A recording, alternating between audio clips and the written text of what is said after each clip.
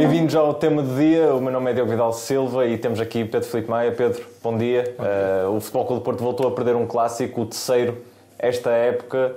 Gostava de começar por perguntar exatamente isso. Como é que foi a exibição portista em novo desaire perante um clube de nível, digamos, semelhante? Sim, mais uma vez o Porto foi posto à prova num jogo com características específicas, porque quem perdesse ia para casa. É a primeira vez que o Porto joga frente a um grande rival nestas condições. O jogo ficou condicionado por isso, mas mais uma vez o Porto mostrou que ainda não está, se calhar, no nível de detalhe dos seus rivais, nomeadamente do Sporting, que foi, dentro dos grandes, aquele com quem jogou mais vezes e aquele com quem tem apresentado mais dificuldade. Eu diria que não é mais dificuldade, até porque os dois jogos, tanto do campeonato que fica 2-0, mas também é decidido no detalhe. Recordando esse filme do jogo do campeonato, o Sporting marca de penalti e apesar de ter ficado 2-0, o 2-0 é já nos descontos, numa fase em que o Porto estava já a tentar o empate.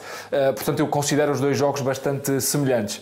Considero que este foi também o melhor clássico do Porto, de todos os que fez. O Porto está a vir de menos a mais dentro deste tipo de jogos, mas ainda não está nesse nível. Eu diria que o Porto, na primeira parte, mostrou que é capaz de condicionar um rival deste nível.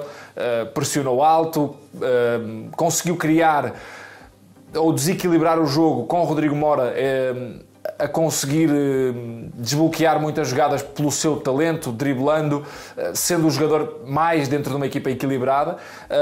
E depois a segunda parte do Sporting cresceu e o jogo é decidido num detalhe, numa bola em que o Kenda até tenta dar para o lado contrário e o ressalto sobra para o Gyökeres, o Otávio mal posicionado e o tal detalhe que os dois treinadores acabaram por assumir, o tal detalhe dentro de um jogo equilibrado decide o jogo. Talvez tenha sido mesmo o melhor clássico do Futebol Clube do Porto, mas o melhor clássico não chegou para fazer frente a estes detalhes. E depois, dentro destas grandes equipas e dentro destes grandes jogos, quem tem os melhores jogadores normalmente consegue decidir os jogos. O melhor jogador do Sporting foi melhor do que o melhor jogador do Futebol Clube do Porto ou que os melhores jogadores do Futebol Clube do Porto. Gyökeres nestes jogos é letal e acaba por decidir. Mas diria que este Porto pode agarrar-se a este clássico para projetar a segunda metade da temporada, onde vai jogar com os grandes rivais em casa. Referiste que tem sido um Porto que tem vindo de menos para mais nos clássicos, mas é mais uma derrota em clássicos. O que é que está a falhar em concreto? O Porto só venceu a Supertaça e, na altura, até o próprio treinador Vítor Bruno assumiu que não foi uma vitória do brilho tático e técnico, foi uma vitória quase de coração e de mentalidade naquele jogo. Daí para cá, o Sporting venceu o Porto 2 vezes e o Porto venceu o Porto... Benfica. E, aliás, o Benfica venceu o Porto uma vez, sempre fora. Ontem há uma mensagem na Flash e também na conferência do Vítor Bruno que acabei por trazê-la aqui porque me parece muito importante. Vítor Bruno disse: precisamos de dar mais do que estamos a dar, e ainda disse que é preciso nestes jogos outro rigor. O Porto estava há 5 jogos sem sofrer golos.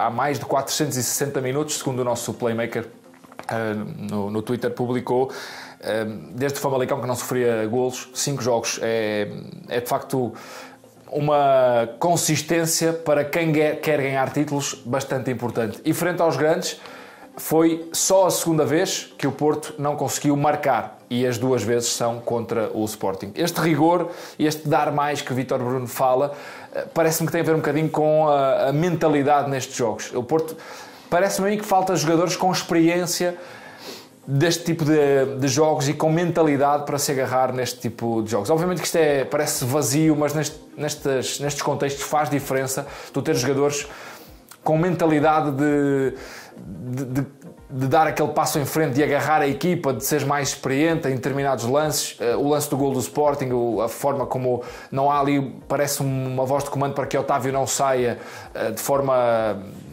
quase fora de contexto ou fora de timing, desequilibrando ali a defensiva do Porto, isolando o Gyökeres, obviamente que é ali num ressalto, mas o facto de Vítor Bruno mandar esta mensagem pública para dentro do balneário, que é preciso dar mais um bocadinho, parece-me que tem a ver um bocadinho com essa mentalidade dos jogadores do Porto, que ainda não estão nos clássicos a sentirem-se ou a sentir que o Porto pode de facto ganhar aqueles jogos nos 90 minutos. A primeira parte do Porto frente ao Sporting foi muito boa. mas faltou essa consistência e esse tal dar mais um bocadinho na fase em que o jogo se ia decidir.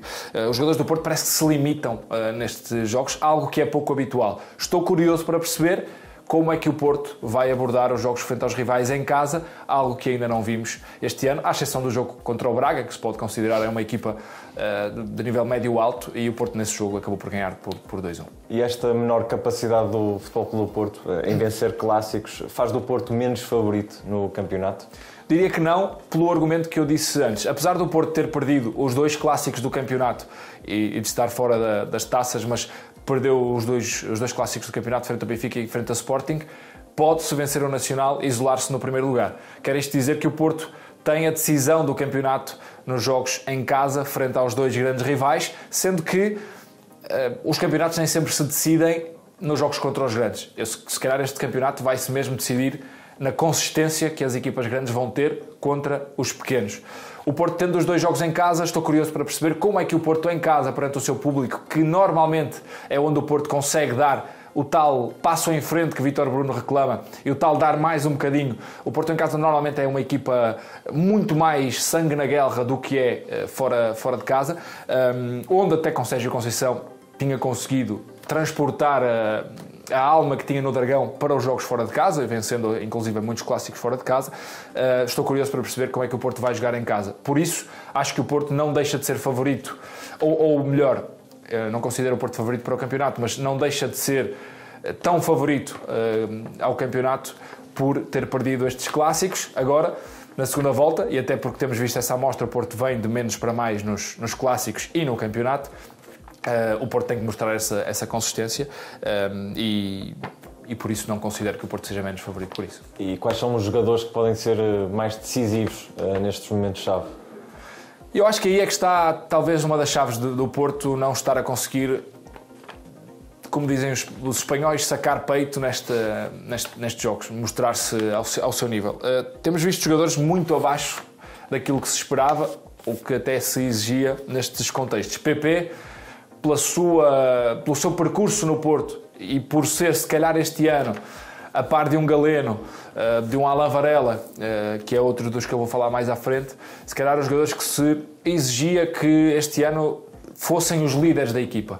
E parecem jogadores cabisbaixos, tristes, sobretudo o PP. Acho que é um jogador em quem se depositava grandes esperanças e ele está a demonstrar nesta primeira fase da época e nestes jogos grandes que não é um jogador que está capaz de fazer a diferença. E o Porto precisa destes jogadores, como o Sporting, em momentos difíceis se agarra a Gyökeres, se agarra a um Pedro Gonçalves, que agora tem estado lesionado, mas aparecem os jogadores, e Ullmann, o próprio Quaresma, que tem feito da sua experiência, não sendo o jogador de top do Sporting, mas faz do seu estatuto nestes jogos grandes, onde aparece quando é exigido e mostra liderança. O Porto tem tido falta destes jogadores neste tipo de jogos e também nesta fase da temporada. PP parece-me o caso mais gritante. Vamos ver o que acontece no mercado de janeiro. Ele tem sido associado a uma possível saída. Vamos ver se ele, não saindo, pode ser um jogador que pode mudar um bocadinho a sua mentalidade e pode aparecer. Depois há outra questão aqui, que é: Rodrigo Mora está a fazer o que se esperava que fosse Fábio Vieira a fazer no Porto desde que chegou. Ser o jogador que desequilibra, o jogador que no momento em que o jogo está amarrado consegue sacar um coelho da cartola, consegue ser o jogador mais criativo, mais empolgante. Rodrigo Mora está agora a assumir esse papel que Fábio Vieira não está a conseguir agarrar. Mas Rodrigo Mora tem 17 anos e é natural que, apesar de ter mostrado uma grande primeira parte frente ao Sporting, é natural que não consiga ser um jogador que agarra um jogo 90 minutos e que leva o Porto às costas. Portanto, perceber para onde vai Fábio Vieira e se consegue ir para o nível que se esperava que fosse, era importante que o Porto conseguisse retirar o melhor de Fábio Vieira, que tem passado ao lado dos holofotes. Depois, Galeno, ontem joga a lateral esquerdo, é substituído, aliás, é mandado para a frente para entrar Zaidu para a lateral esquerda, e Galeno depois acaba por não conseguir mostrar outra vez como extremo aquilo que se espera de Galeno: desequilíbrio, assistência, golo, não está a ter também, e este andar de lateral para extremo, extremo para lateral também não está a ajudar. E depois o Porto ter segundas linhas que de facto quando entram acrescentem. Ivan Reimann não está a fazê-lo, Denis Gül não está a fazê-lo e por fim, como dizia, Alan Varela está a ser preterido, parece-me a mim, em função do equilíbrio da equipa, para jogar Nico com Eustáquio e depois André Franco como um médio mais de equilíbrio para libertar os jogadores mais ofensivos.